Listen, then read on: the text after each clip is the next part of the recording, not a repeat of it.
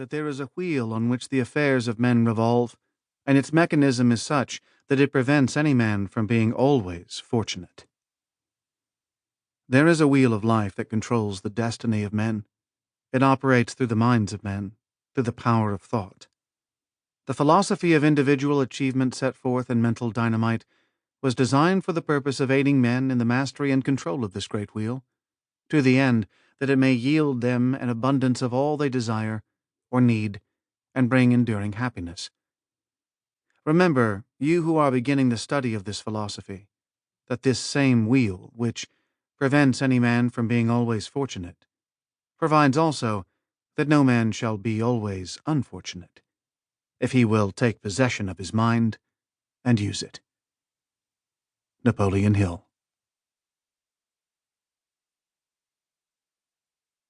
Chapter 1. Definiteness of Purpose.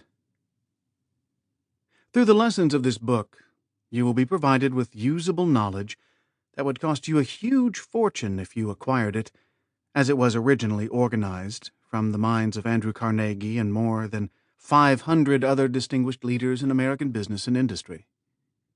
Among the persons whose successful experience is published here are Henry Ford, Thomas A. Edison, Stuart Austin Weir, Cyrus H.K. Curtis, Edward Bok, Dr. Alexander Graham Bell, Dr. Elmer R. Gates, John Wanamaker, James H. Hill, Edwin C. Barnes, William Howard Taft, Charles M. Schwab, Theodore Roosevelt, Albert H. Gerry, Charles P. Steinmetz, and Woodrow Wilson.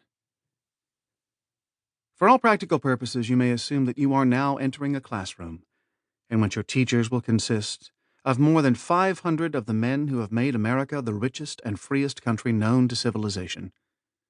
Moreover, you will be privileged to acquire in this book the same knowledge that would have required over 10 years of intense study had you procured it from its original source. Through this book you will be schooled in an entire philosophy of success, complete and adequate in every respect for the needs of any person seeking the privilege of self-determination under the great American system of personal advancement. You will receive instruction that is not available at any price, nor under any circumstances through any other source. These lessons have been presented in a manner best suited to enable you to assimilate the knowledge they convey, with no effort on your part beyond a sincere desire to avail yourself of the secrets of achievement, which are known to have been the foundation of almost all of the successful business leaders this country has produced.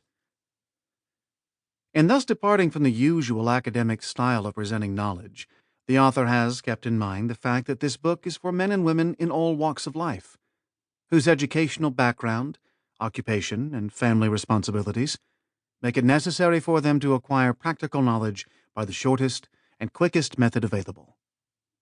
The author has had in mind, too, the fact that this book is intended as a family schooling, and should therefore be presented in an easy, readable style that will be interesting to young men and young women who have not yet finished high school or college, as well as to the adult members of the family.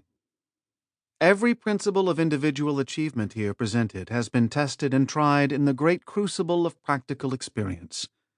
You can listen to these lessons in a few hours, but more than 30 years of careful research made it possible for you to do this. Moreover, this research was carried on by practical businessmen who acquired their experience by the trial and error method over a long period of years.